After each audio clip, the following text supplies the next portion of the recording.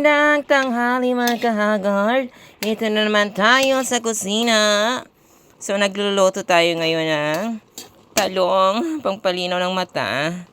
Tapos mayroong mustasa mga kahagard, no? Ayan, so gagatain natin siya mga kahagard. Lami kaayo, tapos lalagyan natin siya ng ayan.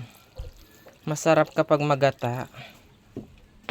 Tapos lalagyan natin siya ng smoked fish. Do you know what is smoked fish? Char. Hindi nagsisigarilyo na isda ha. Baka sabihin nyo nagsisigarilyo yung isda. No. Yun ay pinausukan na isda. Ang tawag dito is luon. Kung sa Tagalog ay daing. Tinapa. So, alam niyo na. Sponsored by Madam Rose. Ayan. So, thank you so much sa ating isda. Charin! Ayan mga kahagard. Ayan. Ang ating ulam for today's vlog. So, ayan. Maraming salamat po sa lahat ng sumusuporta sa ating YouTube channel and of course sa ating Facebook. Maraming salamat sa nanonood sa ating simple vlog. Of course, syempre, I really appreciated ha. Diba? So, maraming salamat sa mga nanonood.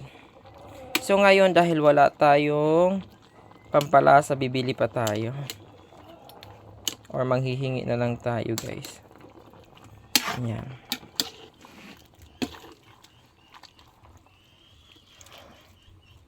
Pangit nito pag masyado na siyang, masyado na siyang na-overcook na.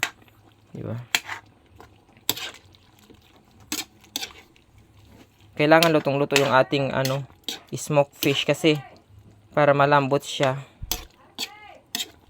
Ayan, so ayan. So maraming salamat guys. Hanggang dito lang yung ating vlog today. So don't forget to like, share, and follow. I love you all guys. Keep safe and laban lang. Ayan. So maraming thank you. Nagsaing na rin ako. So, kakain na lang later. Bye! I love you all, guys. Thank you so much for watching.